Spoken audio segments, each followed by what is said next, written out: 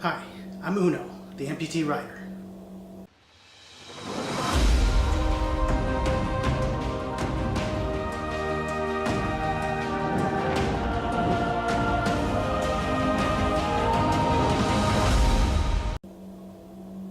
Hey guys, today I wanted to talk about my channel, myself, how I became an amputee, give you a little introduction to the channel and myself.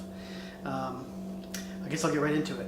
My journey as an amputee started way back in '93 when I was in an accident in the military, which was a crushing injury to my right leg.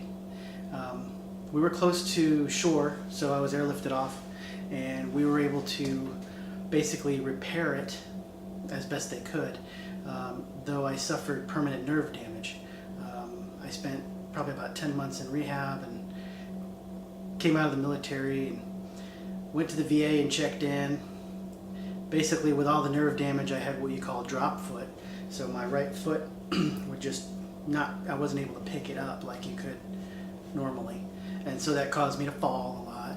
And so what the VA did was they gave me this brace to wear all the time, which is pretty uncomfortable. It's like they just took an old milk crate and molded it around my leg. And so I had to wear that all the time. And so I started wearing braces like that. Over the years, they started to get bigger as my leg and muscles started to atrophy over the years. So after they started getting bigger, then they started going over my knee. I started getting what they call disuse osteoporosis. So fast forward to 2008, I'm at the pool with my stepson, we're horsing around, and I break a bone in my foot. And it hurt a lot, so I went to the hospital. They said, yeah, you broke a bone, put in a splint.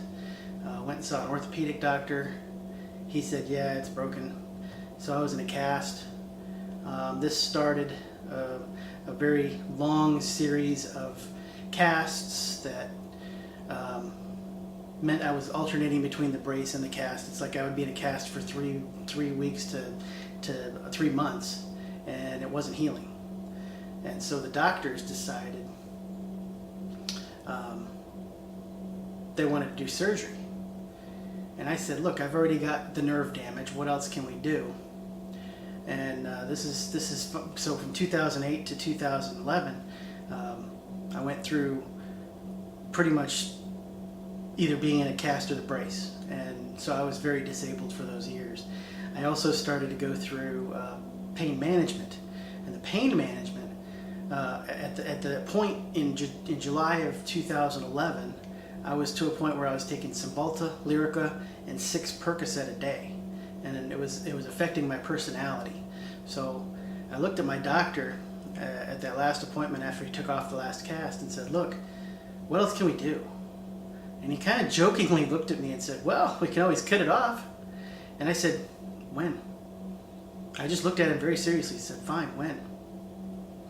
So then I started to do some research, because he said, yeah, we'll do it. So I started to do a little research, and I found that there was a couple of Navy SEALs who had had their legs amputated because of injuries they sustained in the military. Each one of them had what's called an Ertl amputation. That's ERTL. It's named after Dr. Johannes Ertl, who started the procedure back after the First World War. And the procedure itself is a little different than a normal amputation, because a normal amputation takes about an hour and a half in surgery, and then you're done. They basically cut the bones, pull over the muscles and the skin, and make a little flap, kind of a pad underneath for you to walk on. But the Ertl, they actually take the bones and they close them up. They make a U shape. And there's many different ways they can do this. Sometimes they use screws. In my particular case, the doctor took bone from the amputated end of my limb and mixed it with some bone putty and created a U shape. I'll put the x-ray right here. But they created a U-shaped bone. And the second part of an Ertl, which is probably my favorite part, is the nerves are treated different. So they actually pull the nerves out, snip them, let them retract back up into the leg. And what that does is it prevents phantom pains. And I don't know why any doctor doesn't do this now, because there's people still to this day having amputation surgeries and they still have phantom pain. So it's crazy. So I had my surgery in September of 2011. And I was in the hospital about 4 days. I was released. It was very, very painful, I'm not going to lie. For about the first 2 weeks, it was extraordinarily painful. But after 10 weeks, I started the process of getting my first prosthetic. And by by Christmas time, I was already standing and walking and with a crutch. But it took about 12 weeks total, I think. And then finally, in January of 2012, I was completely free of pain meds. I was completely off of them. So then in 2013, my wife, she decided she wanted to fulfill a lifelong dream that her father would never let her do, and that was ride motorcycles. So she went and took a motorcycle course, got qualified, went, and ended up going to the Harley dealership and buying a 2009 Heritage Harley Davidson. Now I'm still learning how to walk and kind of learning the things that I can do now that I couldn't do before, because I was extremely disabled with the brace. I mean, I couldn't walk 20 minutes without having to sit down. That's how I got so fat. But once I got the amputation and I started to realize that I'm not in pain anymore, I can walk, I can do other things, I can chase my kids around, I could probably ride a motorcycle. And so in 2015, Harley Davidson decided they were going to let veterans and active duty military take their course for free. So, who am I to not take advantage of that? So I went and I took the Harley Davidson road course. And it's a weekend long deal. I mean, you spend the weekend there. The first night's all classroom, then the second 2 days are riding. And they actually told me that I rode better than most two-legged people that had gone through the program. So that was pretty cool. So I ended up taking my wife's bike, because at the time she'd already traded in her Heritage for a 2014 Fat Boy. And so I started riding. I was a fat boy on a fat boy. And I took her bike away. So I had to buy her a different one. Then she ended up getting a Ridley, which is a cool little automatic bike. And so she rode that around for a couple of years.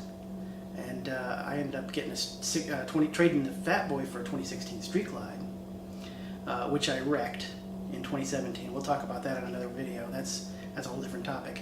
But anyway, my wife now rides a 2008 Boss Hoss Trike, which is a big V8 bike. We'll have a video on that coming up in the channel.